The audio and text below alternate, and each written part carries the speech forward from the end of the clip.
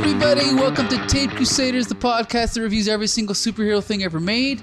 I'm your co-host, Mike Collins. As always, I'm joined by... Joshua Mervell, and today we're going to be taking a look at the 1987 film, The Spirit. That's right, and we're joined by Champ Ian. How Hi, you doing? guys. How's everyone doing tonight? Awesome, Awesome. Pretty good. In the most professional podcast in the history of professional podcasts. That's Yes. right, that's right. Yes. And speaking of professional, we're going to talk about a professionally made-for-TV movie called The Spirit from 1987. Now, most people have heard of or seen the Frank Miller movie from 2008-ish that I never saw, actually. Ian, had you ever heard of The Spirit before you watched this TV movie? No, Really? I haven't. I hadn't heard of it, not in movie form, not this incarnation, not the later incarnation, not the comic book, not, I had no idea anything about Okay, this. so a quick rundown. The Spirit was a Sunday comic strip that was started in the 1940s by a guy named Will Eisner, okay? And back then, the Sunday Funnies came as almost more like a booklet. And there was actually a section called the Spirit section. Oh. And you would get this huge comic book that I believe the first 8 pages were the Spirit, and then there was 2 other features that were featured. And I'm sure there were other features like in other sections, but the Spirit section was its own thing. Okay. So this was read by millions of people across America throughout the 1940s. Will Eisner went into World War II, and the strip was taken over by other people. It changed a little bit where the Spirit went to space, but basically, meanwhile on the moon, basically he was a guy who, as in the movie, he was a detective, but he wore a blue mask. Originally, Will Eisner just wanted to do a regular detective, but since superheroes were so big, the publisher or whoever said, you got to do something, you got to give him a costume. He's got to be super in something. Yeah, so okay, fine, I'll give him a little mask and a blue suit. Now, this strip was forgotten basically by the general public and only remembered by a few people. And then over time, the reputation started to grow. And then they started to reprint these books in the 1960s and the 1970s. And then people started to realize, holy Moses, this was a really, really well done strip. And it got to the point where Will Eisner started to be recognized as one of the most important comic book creators in history. And then he kind of started, being revered as this like comic book genius. And eventually he ended up creating a book called, I should know this.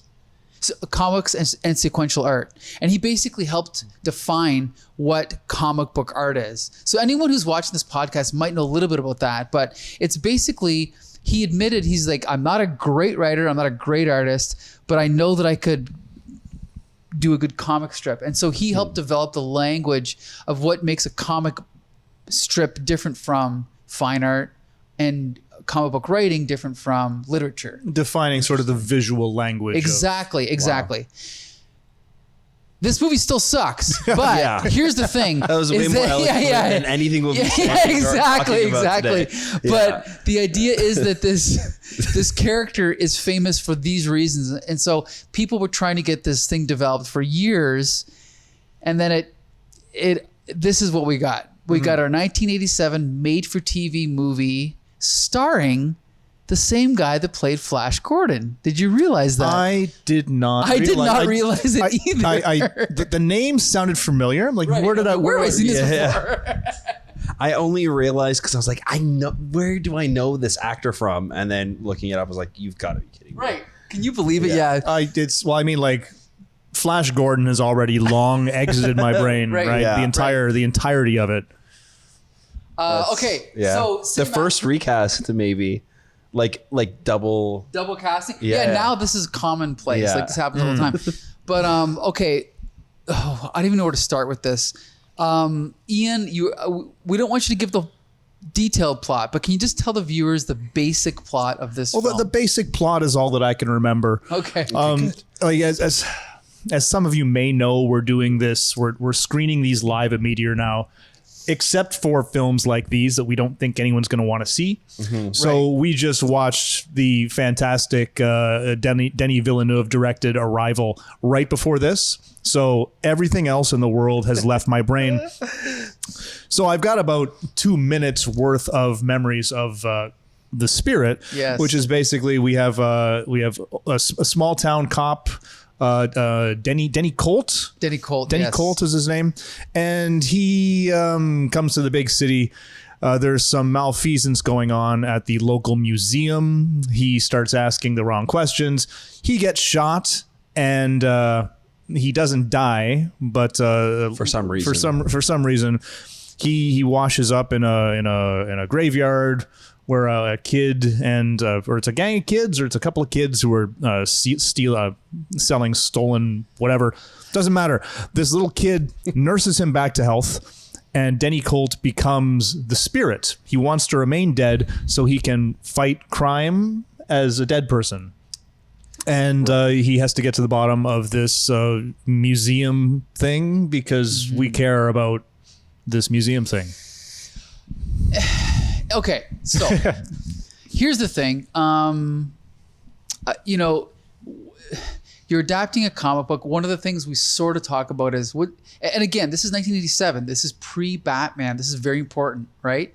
Because the question is, how do you adapt a comic strip or a comic book? The Adam West Batman series did it one way, which is literal, like we're just going to take it and put it on screen, but also kind of satirize it and play it for laughs. And then Superman did it another way, which is completely straight. This is kind of in the middle a little bit, right? It's like... Yeah. It wants to be taken seriously, I feel like. Right. But it just can't help at times be just a little corny and weird. And I don't know if they were going for this like pulpy feel or if they were trying to keep a serious tone and they just couldn't with the script, the acting, and just... And before we say anything, Ian, I want to point out the writer of this film co-wrote Die Hard. So he's no slouch. Okay. So he is a professional writer, but... He was probably being paid a little bit more to write Die Hard. So. That's true. Yeah. What did you think of the tone of this film, Ian? The tone wasn't as all over the place as some of the films that we've seen. Thinking back to, say, Doc Savage or something that was just completely off the wall. Yeah. You could kind of pin down what they were going for. I was getting a little bit of Adam West Batman camp, but it was couched in this sort of a pulp novel, sort of a film noir-y feel. Yeah. Sure. But it seemed as though they were struggling to, first of all, to balance everything and also to do what they wanted to do within the constraints of what I imagine was a fairly limited budget. Yeah. So True. There were a lot of scenes that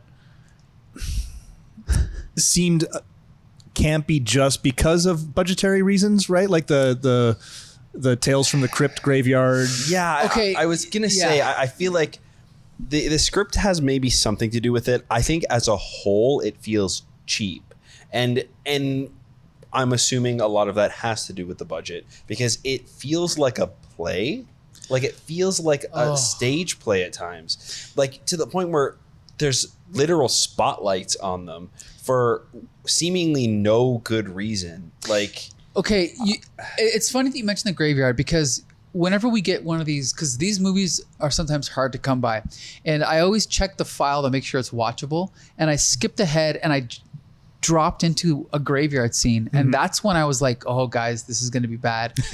But I gotta say, now that I've seen the whole movie, I kind of think the graveyard scenes are some of my favorites because they look so artificial, because it's clearly on a stage and not badly, but artificially lit, right? How I think high can we crank up this fog machine? Right. Poorly like lit Roman was on sometimes. set. What's that? I mean, like, yeah. I mean, like, when they're in like the mausoleum part of it, and he's on the bed, it's a literal spotlight on them. Like it's all darkness, and then it's like that is weird. It doesn't even look like it's from a spotlight because they showed the spotlight, and then they come down, and it's like or not a spotlight, like the sunlight. Like it's a stained glass blue roof, and then they have this bright yellow white light on them in a perfect circle, and nothing else is lit. Let's put it this way. Okay, look, we got a low budget. That's fine. But okay, let's jump to other scenes. Like for example, when the spirit shows up in Commissioner, what's his name? Commissioner Dolan, I think, or Doyle or something. It's like when he first meets him. Okay, the dialogue it's forced. It's annoying. I don't like any of it. It's not cool. Then when the girl comes in, who by the way is played by Nana Visitor from Star Trek Deep Space Nine. She's okay in this movie. She's okay. She's a little over the top. She's a little thirsty. She's also over the top in DS9, in my opinion. Well, I was never over the top in a way that sort of works for that character. But in this, she's just a little too man crazy. I think. But also when she comes in, the way she's interacting with him is just, again, I'm not expecting it to be realistic, but I'm expecting it to be logical. And just the way that they play him for laughs, again, it's almost like, sometimes you see those lists of how you can be successful or whatever, things that don't cost money, show up on time, blah, blah, blah, blah, blah. If you're talking about a low budget movie, what does not cost extra money? Like right now we're on this set and we have these lights here. If you had a guy in a blue suit and you wanted to make him mysterious, you just put him in the shadow. Like put him off in the corner. Don't have him come up and say something stupid, then fall out the window. Like, you know what I mean? It just completely ruins whatever mood you're trying to create. And that's why I actually think the cemetery scenes or whatever, those kind of worked because they just were wearing their artificialness on their sleeve. And I'd rather see that than these poorly lit, just like scenes of them walking around the street or in the warehouse. It just looks like a bad episode of Batman. Without any of the imagination. It's just like cheap. It can be a little distracting when you're watching something and you're thinking like, I know that I could do better than this. Yes, right. Exactly. With what I have. And when you're talking about a character like the Spirit, I imagine that I haven't read a comic. I haven't read a Spirit comic, oddly enough, but I imagine that he is someone who wants to remain in the shadows. Right. So again, don't put a spotlight on him. Right. Keep him in shadow. And that will make it more believable that this, handsome beefcake of a man is clearly going to be recognizable, especially by this thirsty woman who's after him when he's Denny Colt. And then 5 minutes later, she meets the Spirit, who is exactly him, except he's wearing the thinnest face mask ever. I know. And it's funny, right? Like I'm watching this and I'm amused by it. Sure. Like I'm not angry at this movie, but a little bit of tweaking, right? Like just move the light over here, and now his face is in shadow, and now it makes sense that people aren't recognizing him. Have him strategically move around the set to find places where he. Yes. Have him stand behind subterfuge. People. Even riding around in the cab for 20 minutes, inches away from the girl's face. It's just like she even gets his mask like halfway off. I know. Just like don't write that scene. Just like hit delete on your keyboard. Oh, speaking of that scene, like you were saying, with it costs $0 to do this. Yeah. The fact that they had to have her father show up in a memory bubble next to her to say, "Don't take off the mask." Yes, I'm like, "Are you?" It made my skin crawl. I'm like, you couldn't just have a quiet moment with her. Like, I laughed out loud at that scene, though. I laughed out. She loud. reaches for it, and she said, no. And then she goes again, and he wakes up. The only thing missing from that scene was like a little harp musical sting. Yeah. Oh man. This is the thing is like I haven't even seen Frank Miller's Spirit. Now, are you familiar with the movie Sin City? Yes. Okay. So when Frank Miller directed The Spirit, he did The Spirit exactly like Sin City. Okay. So, but the problem is that look is nothing like the Spirit comic. Right. So he just imposed his own style onto the style of this adaptation. So the only reason I mention that is because there's been 2 Spirit movies and neither one of them have done the comic well. Now, again, Ian, you've never read the comic, and Josh, you've never read the comic. However, if this is the quintessential or one of the quintessential ways to do a comic book, you'd think that they try to incorporate that style somehow into the way they do it, but they don't. But this also goes back to what Josh and I talk about, which is that at the end of the day, animation is the better medium for these characters. I think at times, yeah. We talked about Spider-Verse. We talked about the new Mutant Mayhem Turtles movie. Yeah. Can you imagine if the spirit was done like in that way? Oh, yeah. It'd be great. And for example, Ian, like one of the things about the spirit that they'll do is on the splash page of a comic book is like hit you over the head image with the title of the comic and then the credits of the creators. But what Will Eisner would do is he would have the spirit standing on like a rooftop, and the tops of the buildings would form the words "the spirit," or the shadow of the dead body would form the words "the spirit." Clever, right? So he would use the visual language of the comic book, but in this movie, zero. There's nothing like that. Yeah, there's no artistic anything in this movie. It's very straightforward, just shot as I'm assuming this is a TV pilot. I think it was movie, a pilot, a failed pilot, as far as I know, for a TV series.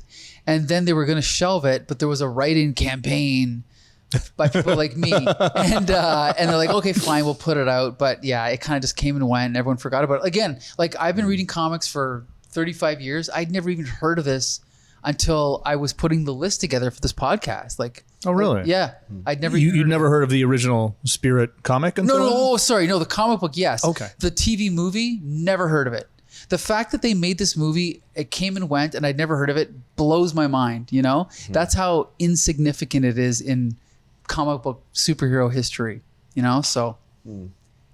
Well, good for Nana Visitor, I guess. Yeah. I mean, who knows what would have ended up with her career. That's true. And is it also good for her for erasing this from our collective memory, right? So it didn't hurt her career. Oh, another Star Trek connection, because I'm all about the Star Trek connections, is that Simon Teasdale, the museum director, is played by somebody whose name I don't remember, but it doesn't matter because he's the guy that played Professor Moriarty in the holodeck Star Trek I knew episode. I recognized him. That's right. Great actor. Yep. Great actor. Yep.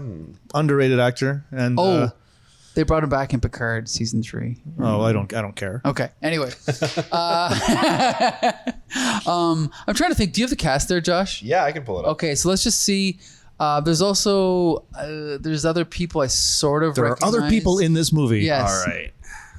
All right. I don't recognize him, but Bumper Robinson plays Yubi, the Yubi, kid who in the comic strip was Ebony White, but I've never seen him in anything. Okay, well I thought that the kid was actually kind of He was a good actor. Yeah, He's like, fine. Yeah, at least entertaining. Like whenever he was on screen, I was like in. yeah. He had character. He had personality. Yeah, he was good. There was not a lot of personality in this film. Otherwise, yeah. Part of the podcast where we all look at a telephone. Yeah, exactly. This is like I was like talking to any millennial. No, sorry, Philip Baker Hall. Okay, do you know who he is, Ian? Take a look at the picture. Never. He played the librarian cop in Seinfeld, the guy who was like on them about the late fees, but he's also in almost all of Paul Thomas Anderson's films. So he was in Heart 8. He was in Magnolia. He was probably in. I was gonna say I remember Boogie him Nights. from Magnolia. He was in Boogie Nights. He's just one of those guys. When you see him, he just looks like an old grizzled actor that's always playing a detective or a cop or something. What did he play in this one? I don't know. Who was he in this one, Josh? He was. I mean, it doesn't matter. This movie was terrible. He was only in a brief Severin. scene. Yeah, he was only in a brief scene at the He beginning. must have been one of the henchmen, maybe. Yeah, there was one of Bruno's No, I think buddies. Was he? I don't know. We watched the movie. It doesn't mean we remember it. I'm sorry. It doesn't matter. I'm assuming this actress also is the one that plays the lady. I can't remember her name. Michelle. Is it Michelle or Pigel?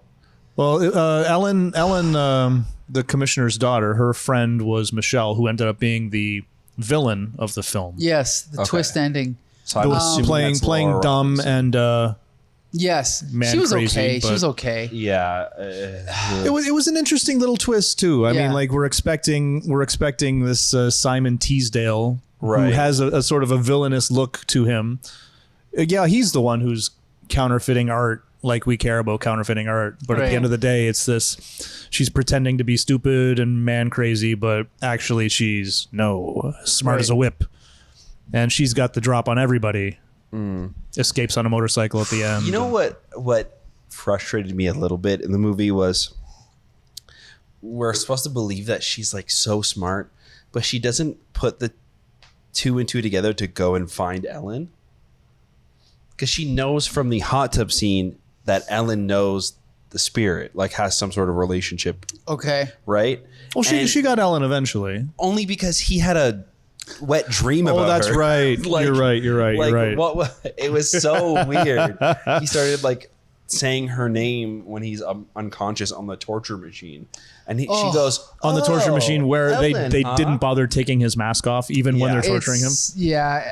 It was like, oh come on, you could have, I don't know, Can I at least just have the villain smart enough to like come Can- up with their own plan, right? Can I just say my pet peeve about superhero movies? Okay. Yes. One of them. Yes. Never ever allow your main character to be captured and bound, because if you do, the bad guys have to take the mask off. But whenever the hero is captured, they never take the mask off. It happened in Spider-Man 1. It's never happened in a Batman movie, like one of the newer ones, but it's happened in many other movies.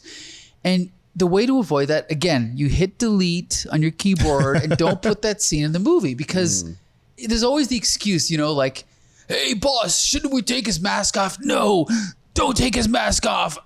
I'm going to take his mask off in 3 hours. Like, let's give him time to get away first. Like, there's always some BS reason. Yeah. And a corollary to that is something else that this movie did is when you have your superhero bound and in some sort of predicament where you're going to kill him. Right. It's a very slow process, Right, and you you could just shoot leave. him. Right? Let's leave. Let's lower him slowly into a vat of acid. Right. But as he's being lowered, let's all go and allow him time to be rescued. He's done, and he's done for sure. We'll just leave him. Yeah. I also love how they've done this twice. They do this twice, Right. and both times the machines go like this. Right. Like the slowest Yes. possible, like And what happens? Remember Death when trap. Nana Visitor comes in? There's something that happens when she's trying to operate the controls, and then he realizes. Those are the wrong controls, and he sends her over to the Oh other yeah, panel. that was kind of funny. I chuckled at that. Yeah, Like, that no, was- not that one, not that one that over was there. amusing. Yeah. Oh, the only thing that was missing was her hitting a button that accidentally made it drop faster. See, and- like Yeah, Indiana yeah. Jones, that would have been good. That would have been good. yeah. We're scraping the bottom of the barrel here, folks. We are. there's not Another much. thing that I scratched my head at is that Nana Visitor is apparently like he's having a wet dream about her when he's being tortured. Yet when she is she's in the Iron Maiden, Yes. and she's gonna die unless you give us information, and then they leave. So this thing is going to crush her, and the spirit, he finally escapes. And he doesn't deactivate the machine. He just jams it open with something, Right. which is a very precarious way to ostensibly save this woman that you have feelings for, right? Like Sure. this machine is still trying to kill her, right? He could have Right. tried to deactivate it more than just, I'm going to jam this piece of wood in here and then I'm going to go. Right. Yeah. And it's a good thing because she does manage to get out on her own Yeah. eventually. And as soon as she does, it snaps shut. And she would have, like, had she not gotten out on her own, he would have come back to find her dead. Good job. You know what? No, it's the same thing as the villains. She's okay. I can leave the room. Right. The exact same mentality. Anyway. You know what? too? Sauce They're- for the goose. They're torturing him and trying to get information about where this second copy of the book is. And they're like, "Where's the information?" They're like whipping him. She ends up going up and like. And I think it's not just cigarette. what I think it's actually like I have 7 copies of it for some reason. Something ridiculous. And then Where are these 7 manuscripts? Ellen shows up. They shove her into the thing, and he's like, "There's no other manuscript." And she goes, "Oh, okay." Like immediately Right. believes him. Like the whole time he's like, I don't know. There's no other manuscript. And then she shows up in the thing. She asks him one more time, "Where's the manuscript?" I don't know. There's no other manuscript. Oh, you And must she be, goes, must be telling the okay. truth. It's like it's Sounds badly good. written or something, right? Yeah. I also really It's like it's a TV movie Yeah, or it's the almost a like- pilot that wasn't picked up or something. it failed. I also didn't like him popping out of the cake at the end. That was I liked that part. that was just so That bad. was just mwah. That was Yeah. the perfect ridiculous ending to this. I'll just say this, okay? Now, I've only read a few stories from the comic strip, but I like the spirit. I like the commissioner. I like the fact that he operates out of a mausoleum. That's such a cool idea. That is really cool. Yeah. Really cool idea. But this movie does nothing. It doesn't capture any of the tone of the comic strip. So I say it's a huge failure. But for someone who hasn't read the comic, Ian, what do you think? Is it a failure? Is it a success? Again, you judge a movie based on whether or not you feel like you wasted your time. And I was watching this movie while I was cleaning and setting this room up, and I found that's why I don't remember most of it. But I did find myself stopping and watching. Oh, Right. Twist And ending. at the Okay. end of it, I thought, yeah, that was better than I expected it to be. Had there been at the time, not now, but in the 80s, if they had gone through with it and made this Spirit TV show, I could see myself watching it as a kid. Interesting. Right? Yeah, Like it was- Yeah. It was stupid. Right. And it was messy tonally and it didn't capture the spirit of the comics. But at the end of the day, it was fun and I didn't hate it. So I'll give it a C. Sure. The standards here are low. Like the fact that Yeah. we're like, I didn't hate it. There. I'll watch this 3 times before I watch Doc Savage. Doc again. Savage. Yeah, I Doc didn't fall Savage, yeah. asleep watching this. There you go. That's what we're at here, folks. I didn't slit my wrists. Yeah. Actually, I accidentally did. Oh my Anyway. goodness. So, no, but okay. So let's put it this way: in the overall rating, is Doc Savage the worst? No. I don't know. No, I think Buck Rogers? was Captain America. America's the Captain worst. America is the worst film I've ever seen in my Yes. life. This is floated to the top. Yeah. Like we've got Superman 1 and 2, and I mean, Adam It's- West Batman's right up there, but this is near the top, maybe It's I'm by gonna, default. it's kind of hanging out in the middle somewhere. Yeah. I'm not gonna. I don't know. It had something about it that kind of grabbed me, Sure. and the campiness worked. I don't know.